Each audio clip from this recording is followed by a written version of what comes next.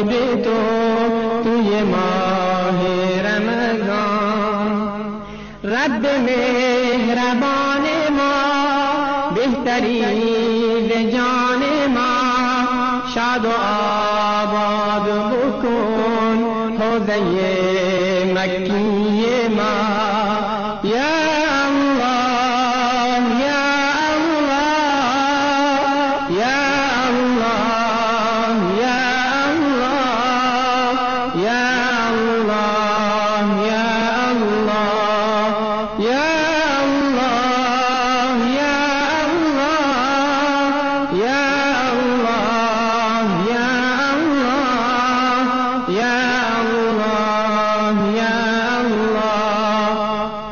هر تمنای دلم آرزوی باطنم همه را برون کنم تو بیا توی دلم.